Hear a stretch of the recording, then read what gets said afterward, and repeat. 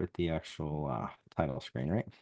So, all right. So those hello and welcome, and I'll try and keep an eye on the chat as well, in case questions come in. But in all reality, feel free to, dare we say, unmute or ask something along the way.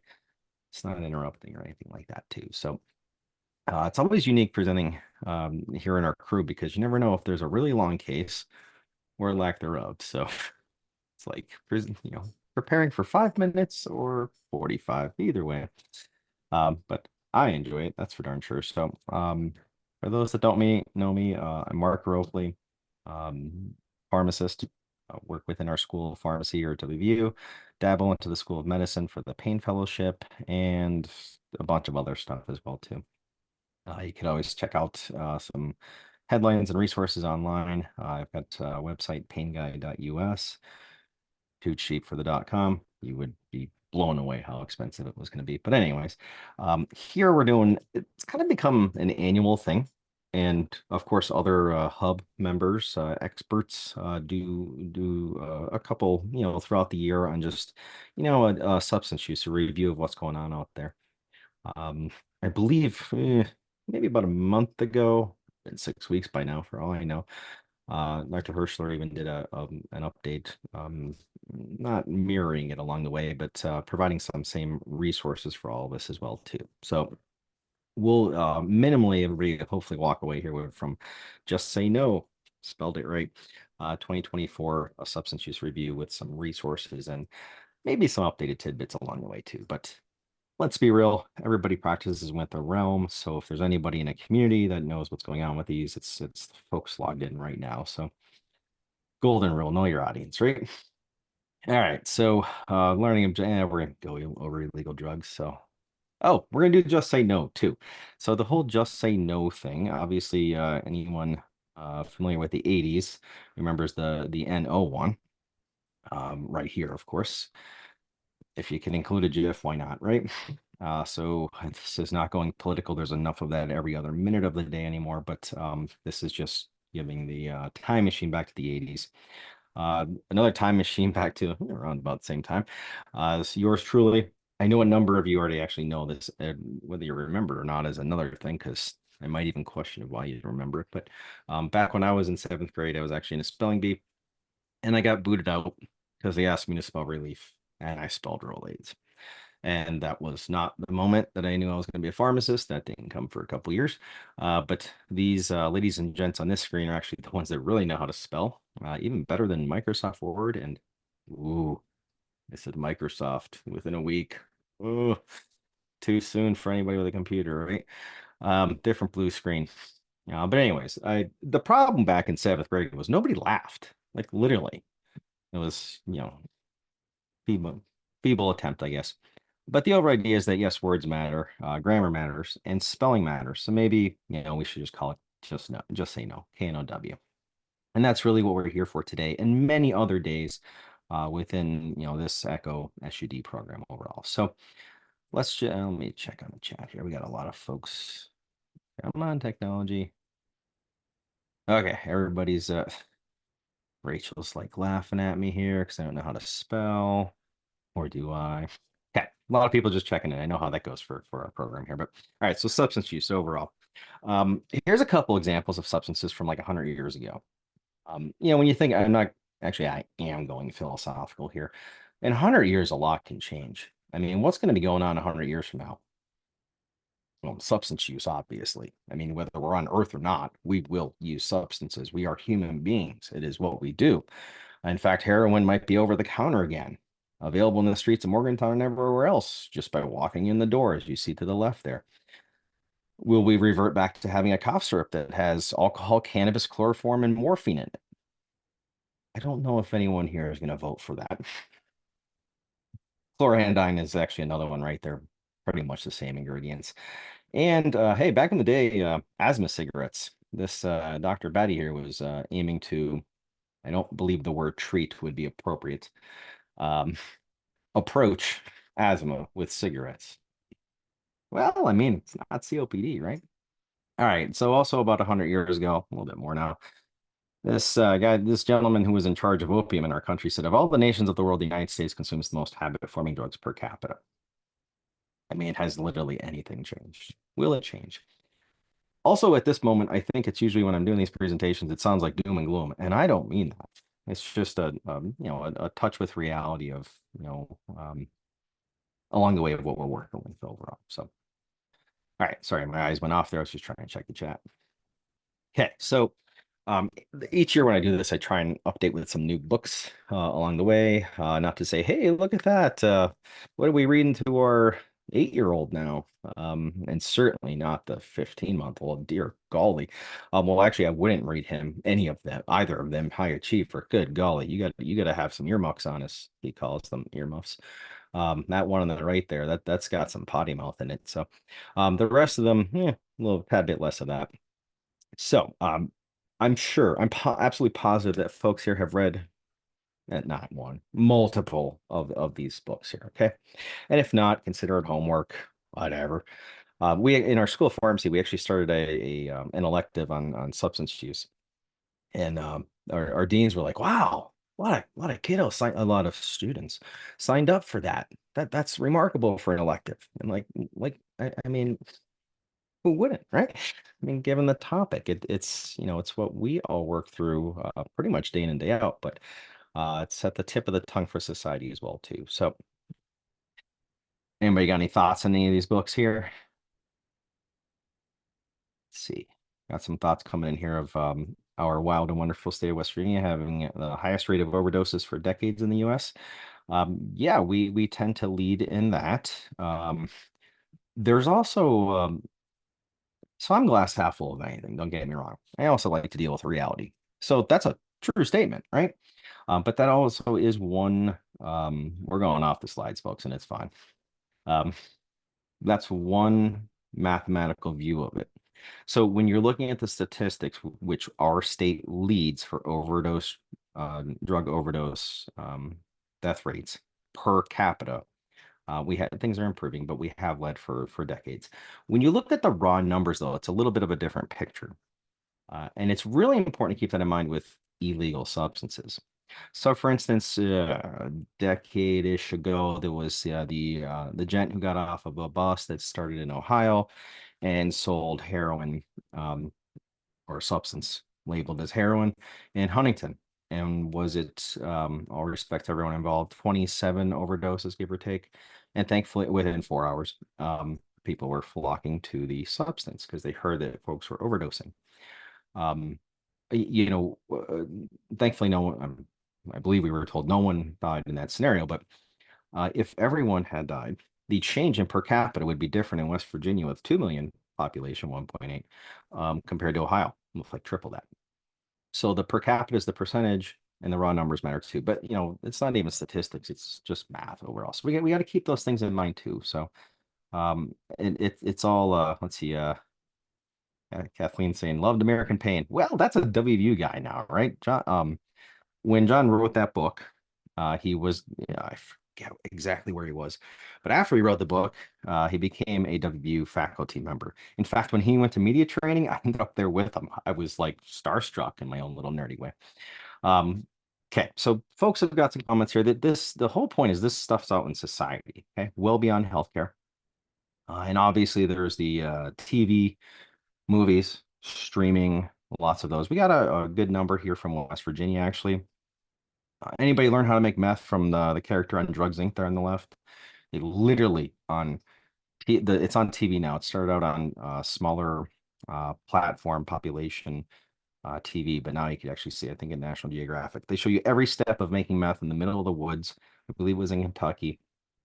They took out one step, and that's what made it okay, legal per se, to show it on TV. It's a pretty easy step, by the way. Anyways, all of these are within the realm. We could have many more slides if we call them slides here. I usually like to point out, the Lord of the Rings there. The ring, the precious ring, the heroin, the meth, the fentanyl, the ecstasy, the precious, everything we just said there, right? And hey, there was the comment on American Pain. So then there was the follow-up, I believe. It's labeled here. It was on CNN, of all things. It's usually the streaming things. Anybody watch that? And become tachycardic, opposite of opioid action. Putting my hand up. I would love to get, if anyone has the ability to do this, please connect afterwards. I would love to get in touch with those that make these productions. And I'm not asking for a fact check. I'm just saying, when it's said that this is based upon true stories, I'd love to have like a little guide of what was true and what wasn't. Because boy, that one got a lot of Hollywood going on there too. So let's see here. Tara's saying, I took an illicit drug class in college and we had to sign a contract that we wouldn't use what we learned to make substances or sell them. That's an interesting contract. And I guess I did that verbally with our student pharmacist because, yeah, we go over a lot of things out there that are readily available online. All that information's online now these days, has been for decades, actually. So thank you, because it's a very interesting point. That's me thinking for my own course. All right, so anybody see this before? It's literally available on t-shirts. I've never seen a human being wear the t-shirt, but I'm told it's available as t-shirts. So this amazing individual, Dr. Kevin McCauley, has a whole educational effort out there, an adventure in teaching addiction. And his story is one of many amazing stories out there. But he actually came up with, while incarcerated, he came up with this periodic table of intoxicants. And everyone's had undergrad days, so you may have seen different posters for the periodic table of whatever. But this is organized with stimulants on the right, sedatives per se on the left, and then classes horizontally. And then you got that little nuclear island down there that's got everything else: sleep, sex, chocolate, gambling, social media, you name it. So they just don't fit into the other ones. The point here is that anything on this table or slide will increase dopamine, as we all know, of course. So check the chat here again. Kyle said Dopamine Nation was a quick, easy read. I enjoyed it. I believe that had some nice visuals as well too. Kind of going back a slide or two. Sure, we could all handle that. But Anna Lemke, right, was the author. Some very, very important teaching visuals in that book.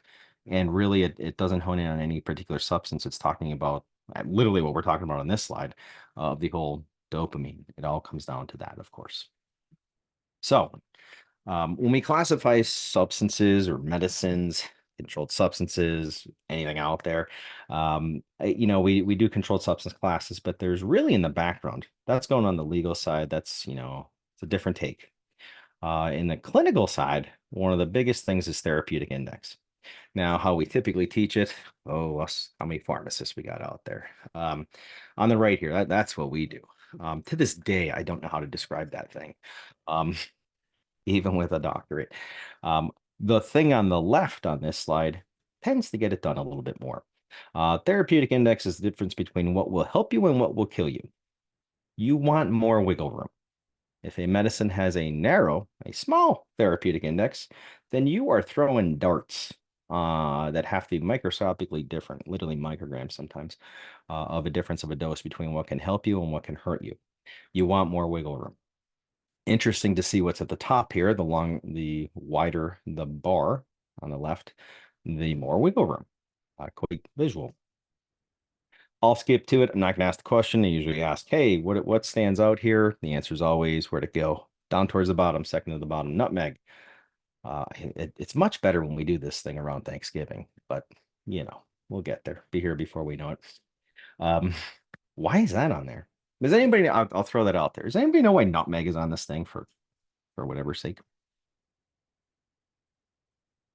I am not getting any numbers there. So nutmeg has myristicin in it. You don't even need to remember that. It's a hallucinogen. But, does that mean our pantries are full of hallucinogens? Well, yes and no, because it really depends on the dose. Now, here's controlled substance classes. I'm sure everyone's familiar with these. Just gave a couple examples, and well, since we could update these slides to the last minute, I kept cannabis as a C1 on here. Interesting fact, folks, today, Monday, July 22nd, 2024, is the last day. We have until 11:59 tonight for the public comment period, if they'll listen, for the DEA switch of cannabis from CS1 to CS3. There's a lot going on with that. In fact, I think in like a month, we're going to be doing a presentation on that, conveniently scheduled after the public comment period. Most likely there'll be some announcements by then. So bring your thoughts, questions to that. But here's controlled substance classes, the big picture. But these are, you have clinician perspective, you have legal perspective. Let's do some math perspectives. So not everyone's down with MMEs, morphine milligram equivalents. It's a feeble attempt at comparing the potency of opioids, typically prescription, but really any of them. It doesn't always work out, but it's what we have for the lay of the land, all the guidelines, all that kind of stuff. So, ooh, Richard's talking about being on the Big Island in Hawaii, drinking kava root. Man, Big Island's like my favorite one. 2 years ago we went there. Um, I was shocked that it had ability to numb my lips and tongue. Uh, knew that wasn't a good thing. Yeah. So it really comes down to the dose too. Now it's hard to, you're in the Big Island of Hawaii and you got probably a cup of it, right? And it's hard to dose it. Well, talking about doses, here's some math. So we have carfentanil. I'm sure everyone's familiar with that. Typically, mm, usually about a year ago, if not more, being laced into heroin products. So its MME level, or factor, I should say, is 10,000. So like if you had 1 milligram, it would be 10,000, right? Fentanyl, um, these are both legal, by the way. Carfentanil is legal as a veterinary type of substance. Fentanyl is legal. It's actually recommended by the WHO to be in every hospital on this planet. And can you imagine a hospital without it for procedures? I wouldn't want the procedure. Gosh. Its MME is 100. So that's a big difference, but they're both legal. They're C2s. Heroin, by the way, is like an, MME of 3, but it's illegal here. Legal across the pond over there in England, a couple other places too. The point here is that it's just this distinguishment, call it philosophical, to say, the legal part and the clinical part, they're not always, they're hardly ever a mirror, but we have to, take those into account along the way. And in the big picture, it's what this gent said a long time ago. Paracelsus, he's the father or grandfather of toxicology. He said sola dosis facit venenum. Basically, as I would paraphrase, it's all about the dosage, baby. The dose makes the poison, not the substance. Every single substance can be a poison. Here in the 80s band in my head here. I clearly can't do hairspray, but anyway, it's all about the dose. That's what makes the poison. I mean, he literally said it hundreds of years ago, so we got to remember it by now, right? So, in addition to the dose, though, what are some? Here's we pivot really quick here. Nerdy pharmacology commence. So, what's conducive pharmacology to substance use? Like, what are the properties of a substance that make someone want to utilize them? Other words out there like abuse, right? Well, there's a high Cmax, which is fancy for there's a large peak. I want it all. Prime Day was last week, right? You order stuff, supposed to get it within like a day or two. If you're in a big city, unlike here, you get it within 2 hours. Quick Tmax, I want it now. So far in a pharmacological sense, we have I want it all and I want it now. I'm talking about substance use, not our society, maybe. But then also receptor affinity, semi-fancy for saying the magnetism to a receptor. So if one, we'll say opioid, has a stronger affinity for a receptor, it's magnetized to it more, that's conducive to utilization compared to relative to any other. And then, of course, dopamine release. Remember the T-shirt slide with the periodic table there. Anything that's releasing dopamine, leading to euphoria or perception thereof, is conducive to substance use as well too. You put all these together, and that's the equation per se, if I were to make one. So, all right. So overdoses. Couple quick little updates here. I'm not seeing any chat dingers. All right. Got you guys moving to the back of your seats, off the edge of the seats. All right. So overdose deaths, as you can see here, and as I'm very confident you already knew, have been increasing. Long time now. This actually doesn't even go back further than a decade or so. I believe it was about 2 weeks ago. Summers are crazy. We got some vacations, right? About 2 weeks ago, the CDC released the, I believe it was provisional data that overdose deaths for a country did a small decrease, small being thousands less, but the denominator is about 110,000. We have a lot more work to do, right? how I usually put it, and the math still works this year, as an American dies every 6 minutes from a drug overdose, whereas a baby is born dependent, the other side of life, dependent to, not addicted to, opioids specifically, about every half hour. Some resources out there, there's very minimal, would say about 20 minutes, but give or take along the way. It's really hard for us humans to, at least this one, to put all the numbers together. You hear 110,000, it's hard to digest that. Every 6 minutes, though, that's like a lot, right? So here's the most updated map. As far as the last year, we'll say month-ending count of drug overdose deaths by state, basically, or territory. From this would have been throughout 2023, of course. We're getting better with our data, getting it in, of course, over the last decade or so, but there's just an update for everyone. And big picture again, when we're talking about all these overdose deaths, you lump those in together as drugs. It's technically about a little bit under 110,000 now, but for sake of this conversation, six figures. Alcohol-related deaths, emphasis on related. It's not take a shot and end up in the ER. Alcohol-related deaths about 150,000, and tobacco-related deaths 500,000. Interesting when you think about it. Sad, number one, obviously heartbeats, but also those bottom two are legal with regulation, right? More to come. So when you look a little bit more granular, what substances? For over a decade, 15-ish years, that light blue line, the prescription opioids were the lay of the land, the opioid crisis. We're still seeing cases involving that along the way, big time court cases, of course. But now, gosh, it red or green, even if colorblind is an issue, you can still easily see that light gray line is dominating everything. They name that here as synthetic opioids other than methadone. Drives me nuts as a pharmacist. There's like 6 or 7 synthetic opioids prescription alone, other than methadone or fentanyl. So there's that. What they mean there is fentanyl and its analogs. Bottom line, would love it if it just said fentanyl and analogs along the way, right? But in the background, a lot of folks, a lot of headlines, particularly, will talk about how not really prescription opioids anymore. Oh, there's a difference between a plateau and a decrease, right? So prescription opioids plateaued, gosh, like almost 20 years ago, say 15 at least. But it's a plateau. That's one side of the coin.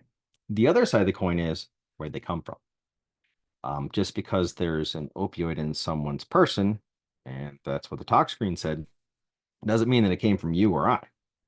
There is, diversion out there, and there's the illicit supply chain as well too. So these types of graphs need a little bit more information there before they get sensationalized. I guess technically that's a professional opinion, so my bad. Heroin. General question these days: can you buy heroin today? Not meant to be the dumbest thing you heard today, but like kind of hard. It'll be said to be heroin, but is it? I mean, I haven't been in the market much, so I can't say, but generally speaking, and not looking to shed anything away from the heartbeats again, it's actually kind of hard to do that because usually things are something else now, right? In fact, it's all fentanyl. Grammar does matter. I'm not losing my mind. I put the periods on purpose, but it's the illegal one, not the one that we just used 7,000 times today in our state alone for every procedure that's been out there, and the illegal one, right? David's mentioning here that locally brown heroin is back, or at least it's brown fat. I love that whole extrapolation in the chat, folks. That at least maybe it's brown fentanyl. It's I don't think I actually have a slide for it. So pink cocaine is back too. I mean, just how colorful can we get? Well, rainbow fentanyl was a thing in the paper. Boy, they covered that a year and a half ago. I even remember getting interviews galore, and they're like, "What's going on with this? They targeting children? Yeah, us adults like colors too. I mean, seriously." Anyways, fentanyl, the illegal one. So how's it all work? Can any of you actually here? I'll just put myself on the chopping block here. If I'm like special, I look at a pill and I know we always get the, oh, I need my little white pill, and somehow a pharmacist is supposed to know which kind. And we joke about and be like, how can we do that? And then we dispense it because we know which one. When looking at these authentic compared to fake pills on the right side here, I don't care how experienced you are, I mean, that's like well done as far as the counterfeit stuff, right? Now, lay public looking at it in the middle of a rave when they're buying it with some not even good lighting. I mean, how in the why would you even question it, right? So what goes into that? What's the understanding there? So this is how I would share it with like middle schoolers. We're actually doing that. We go through our school of pharmacy has student pharmacists that go throughout the state, typically within an hour or so, to educate middle schoolers on not the sensationalized messaging, but just the neuroscience behind it and then what's going on with the products. Here's one of those slides. There's another one coming. So industrial labs, pharmaceutical, you get what you want, the intended there. It's consistent, obviously, right? And here's the illegal labs. Well, the red stuff, well, that might kill you if you get too much.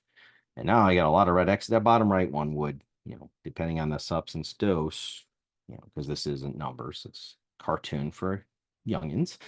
That could be a problem. In fact, the top left one would be a problem too, because then the person would be a little bit annoyed that there was no effect and buy more. And what if the second time they buy the red one?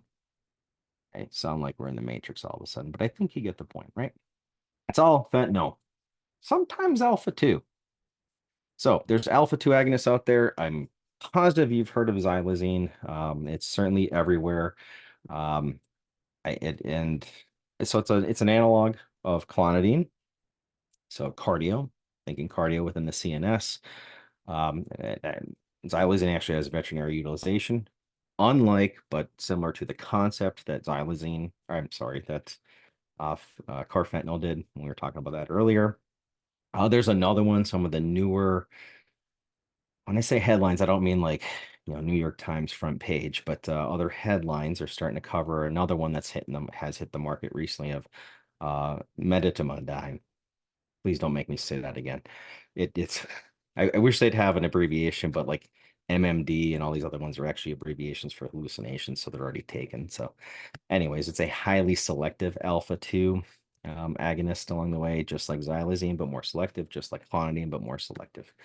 Um, and then there's a mirror image, a stereoisomer of that's currently used actually for smaller animals as well. Atipamezole is actually an antagonist. Tried to highlight that it's the opposite of these. That's something out there that maybe will be studied further.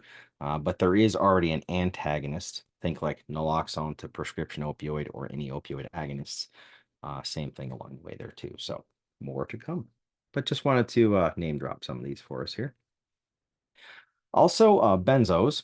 And we're not going with the history of benzos on the prescription side. But here is just showing the rise and kind of semi-plateau in the last 5-ish years of benzos involved in drug overdose deaths along the way, and opioids concurrently here with these different white and yellow lines along the way, but basically all benzos in the blue. But this the resource I'll have a whole slide just for this resource here for everybody. But these days, so this changed significantly over the last year. When you look towards you could definitely see it on the left, but when you look towards the right, you see the chronological one.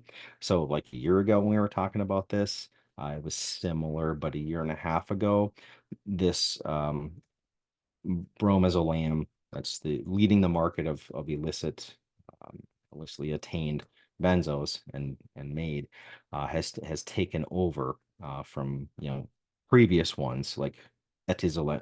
They're all listed here on the left actually.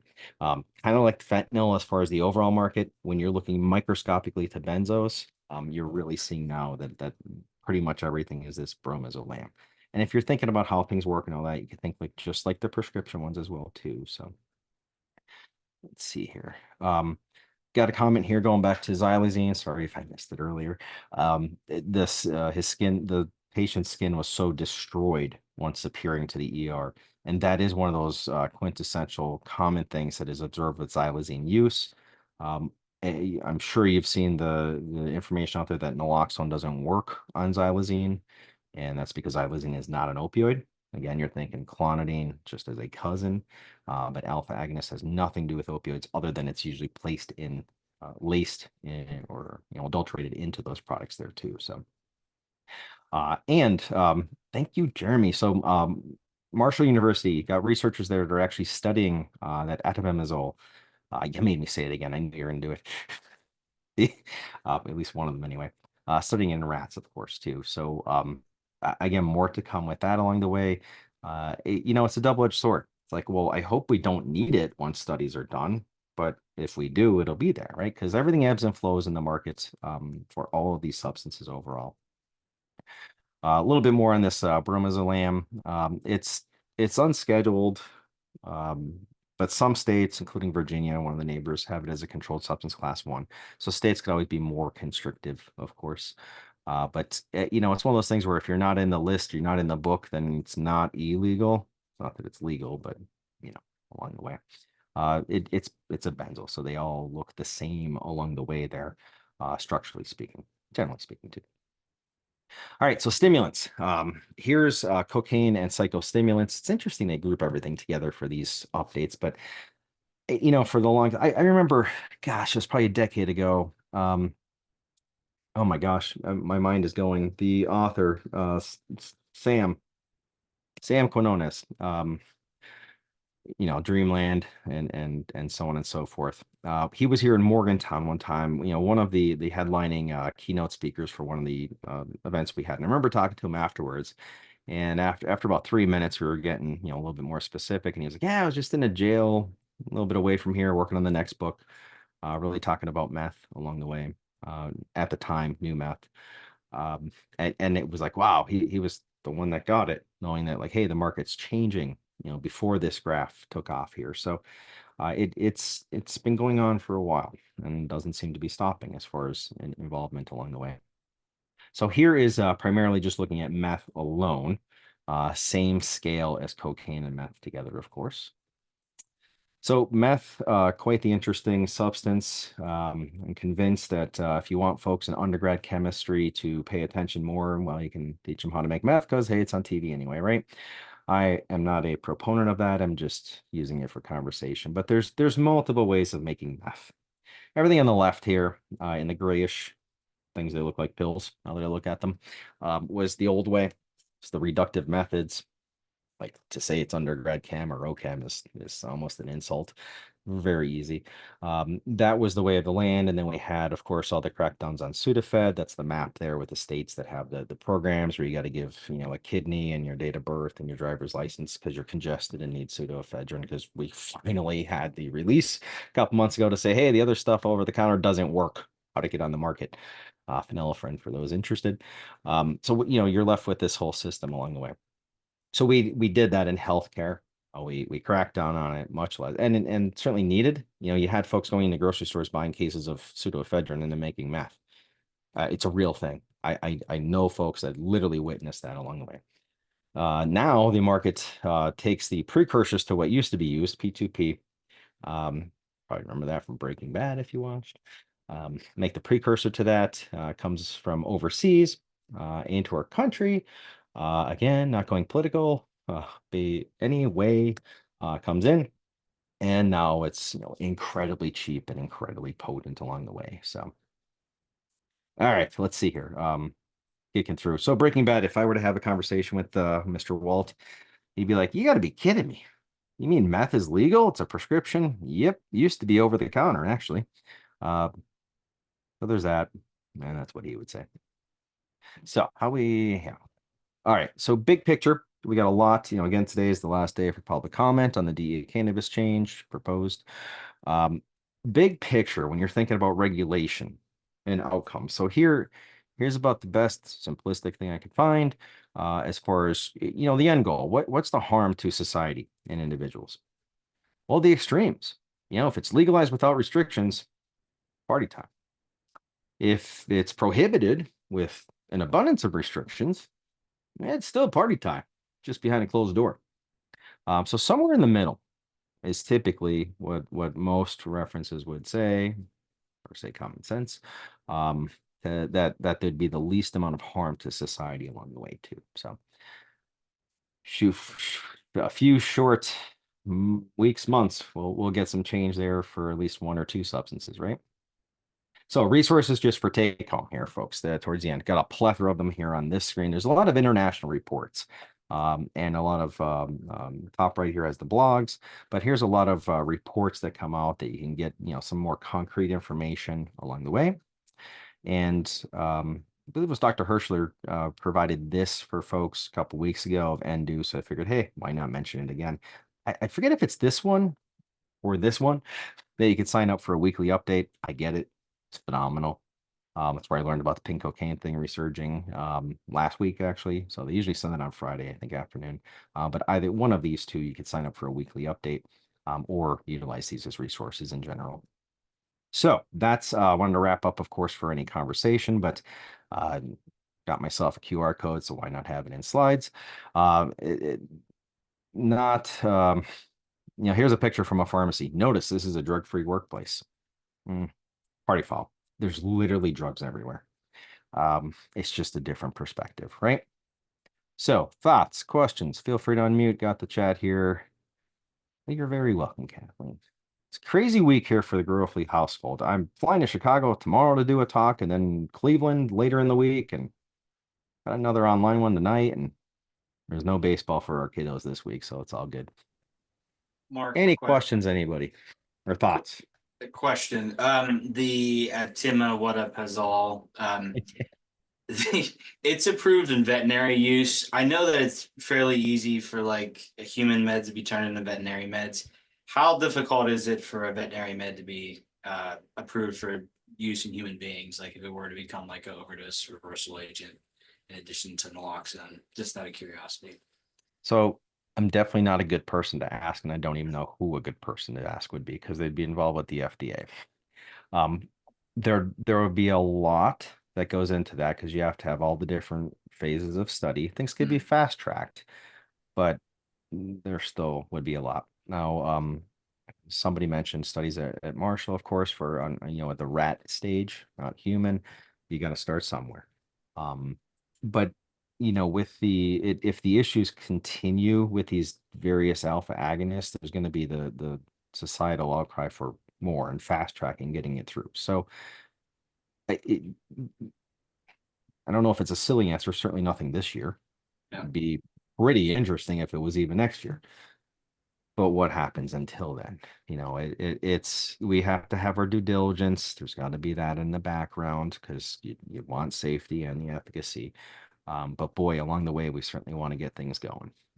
Our country has done it before for fast tracking. I mean, within the last 5 years, we had some fast tracking where things needed to get out there. So it can be done, but it's not weeks, it's not months. So the way I understand it with Marshall, I was the one that messaged it. So it is commonly used to reverse xylazine. So alpha basically overdoses.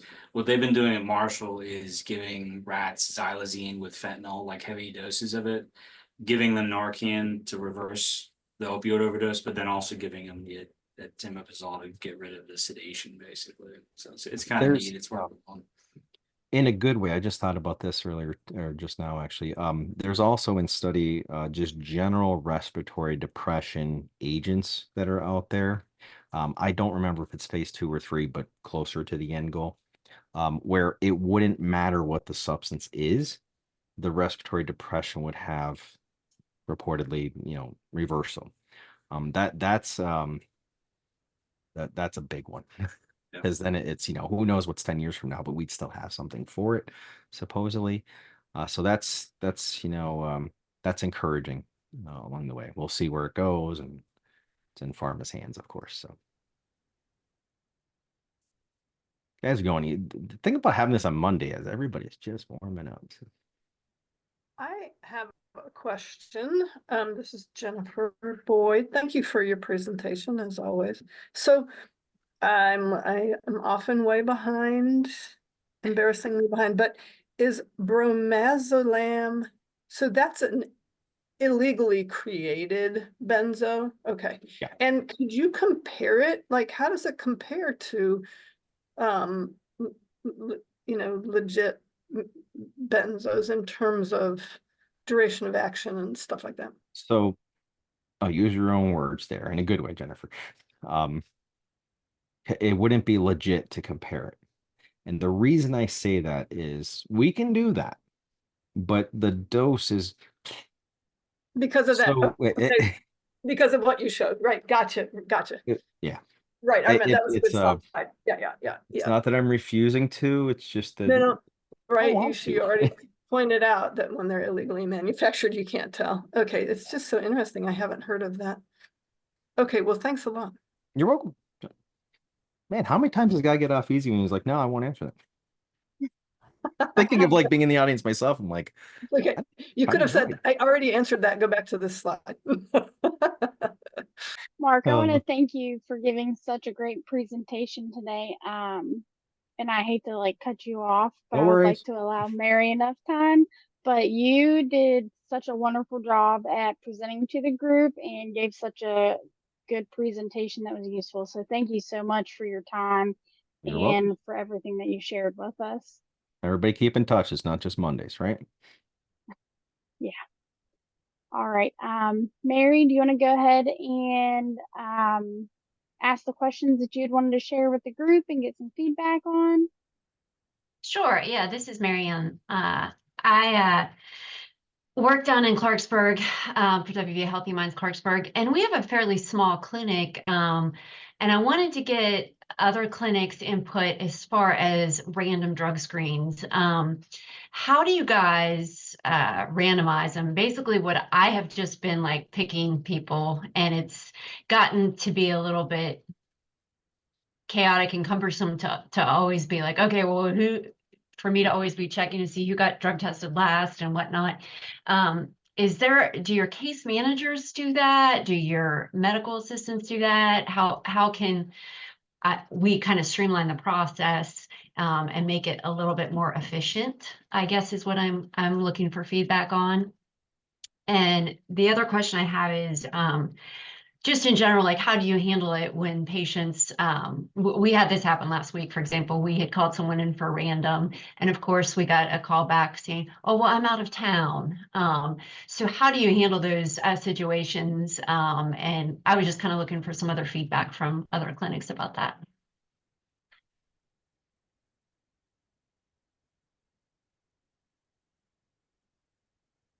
Anybody want to chime in?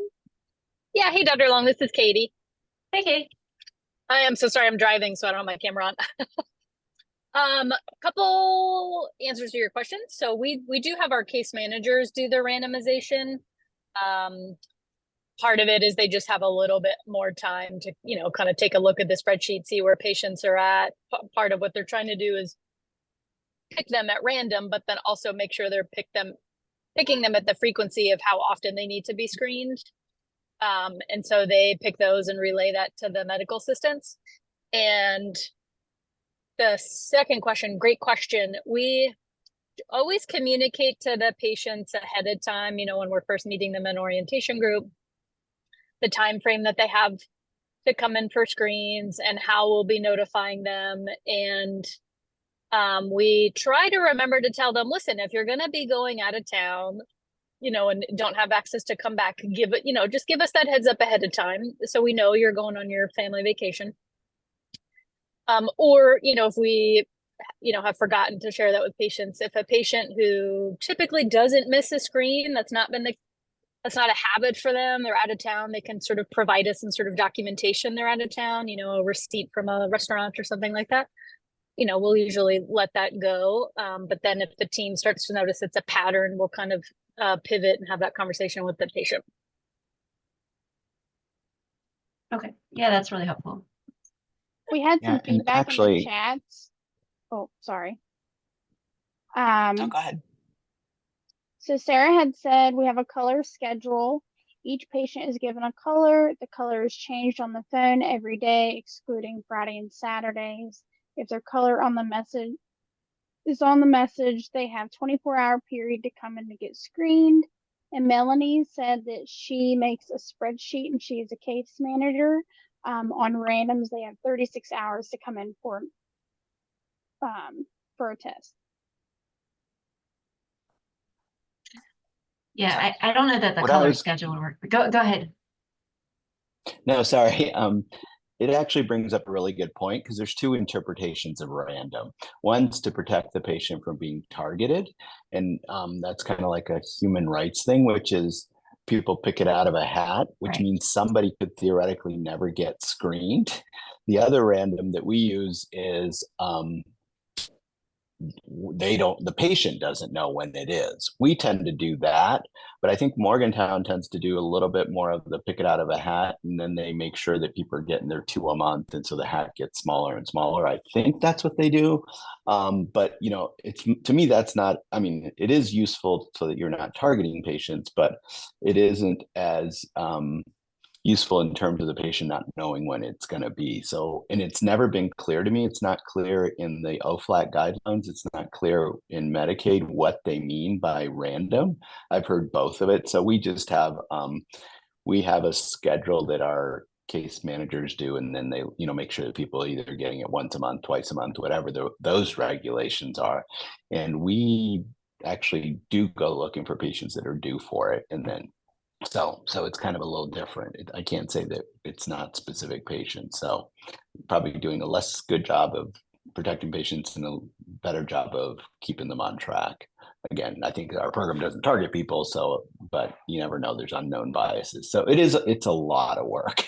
There's no other way around it. I wish there was a better way, but we give them, 24 hours, and we call them, we send them a MyChart message. And then if they're out of town, there's, like Katie said, they're supposed to let us know, and they get screened immediately on coming back into town if they miss it, because it may or may not still be in their system. And so if they're due for a random, if they go out of town for other things, we don't. So.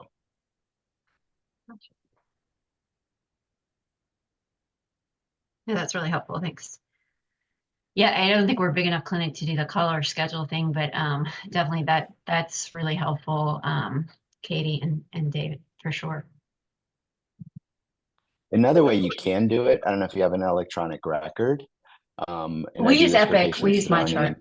Okay, so when I see a patient that isn't in a group, I will create a message to the patient that I send on a day that I want, like 2 weeks from today or 7 days from today.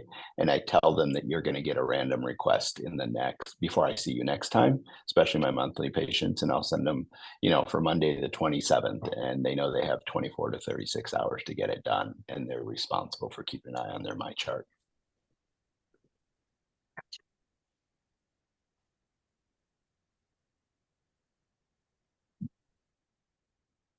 Does anybody else have anything they would like to add? Everyone giving feedback that's very helpful. And it may not work for Marianne's size of clinic, but it may be helpful for someone else's in a bigger setting.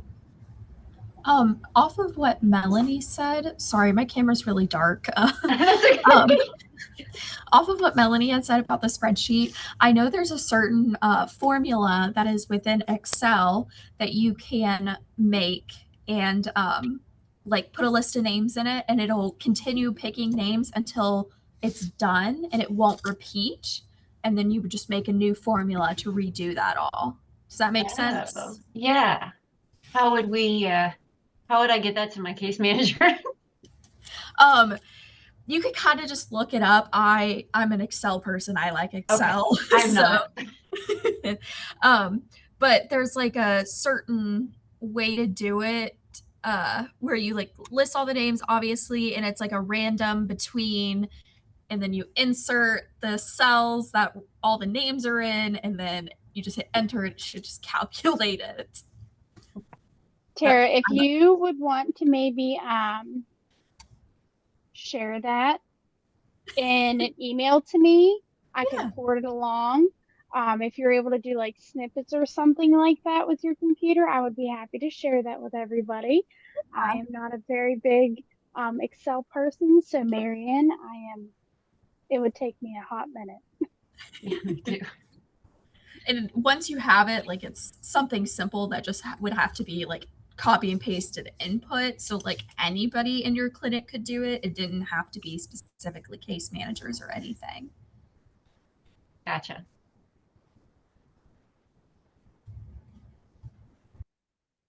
Sarah said Microsoft, Excel is the devil. So I thought that was I'm with funny. you.